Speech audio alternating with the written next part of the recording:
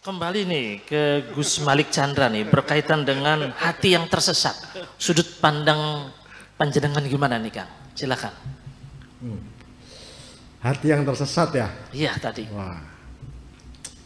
Sebenarnya saya bukan narasumber di sini. Memang manusia ini tidak pernah benar-benar tahu arah, ya. Karena seringkali terjebak dengan informasi-informasi yang tidak lurus langsung berasal dari Allah. Sehingga dalam sehari sedikitnya 17 kali kita memohon kepada Allah untuk ditunjukkan jalan yang lurus. Nah, memaknai ketersesatan ini, memaknai bagaimana kita tidak sedang berada di jalan yang lurus dan memohon jalan yang lurus ini, nanti Buya akan melengkapi. Kita perlu juga mendefinisikan apa itu jalan yang lurus.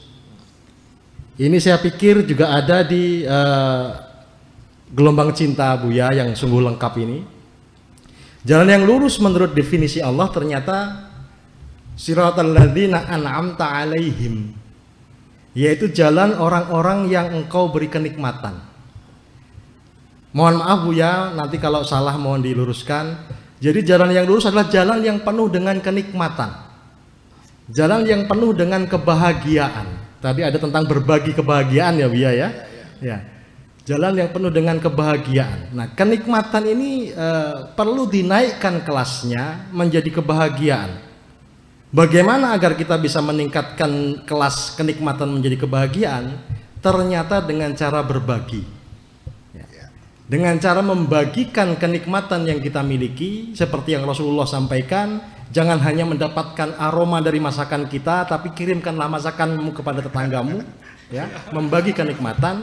Maka sesuatu yang tadinya hanya menikmat di mulut kita dan di perut kita sendiri akan menjadi kebahagiaan bersama. Nah, kalau kita tidak mau berbagi kenikmatan, tidak mau merasakan kebahagiaan secara bersama-sama, sesungguhnya kita sedang berada di jalan yang penuh dengan kesesatan. Begitu? Terima kasih Kang. Gimana tuh Buya? Ya, Berbagi kenikmatan. ya memang pada akhirnya ya ada dua statement berikutnya, yaitu pertama ghairil maghdubi. Jalan Shiratal Mustaqim itu bukan jalan yang dimarahi Tuhan, bukan jalannya orang-orang yang kena surat pemarahan dari Tuhan. Yang kedua adalah waladhalin, yaitu bukan jalannya orang-orang yang tersesat. Siapa mereka? Ya kita sendiri yang kena marah Tuhan dan kita sendiri yang tersesat. Nah, tapi ini kan akhirnya digeser kepada merendahkan pihak lain. Al-Maghdub itu Yahudi katanya, Al-Dhalin Nasrani. Dari sini saja ketika kita itu berdoa kepada Tuhan ihdinas siratal mustaqim dengan menjelek-jelekan orang lain, nggak bakal dikabul tuh doanya. Saya pinjam uang sama Gus Chandra, ya, tolong dong saya pinjemin uang 10 juta. Kalau saya, insya Allah saya bayar dan saya tepat waktu. Tidak seperti Mas Tato yang suka gemblung. Tidak seperti Kiai Imran yang suka kabur. Saya mah jujur. Kira-kira dikasih enggak? Enggak. Ini satu penyimpangan. Makanya ada kitab tafsir Syekh Abdul Qadir Al-Jailani itu sama sekali tidak menyebutkan Al-Maghdub itu Yahudi dan itu Nasrani. Nggak ada urusan. Itu kita yang kena marah, kita yang tersesat. Itu penyimpangan, distorsi yang satu. Distorsi yang pertama lebih parah lagi.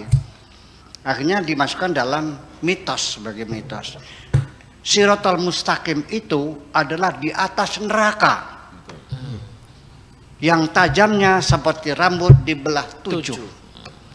Tidak ada orang yang bisa selamat menjaga keseimbangan di atas Shiratal Mustaqim yang tajamnya seperti rambut dibelah 7 itu seperti pisau cukur ya.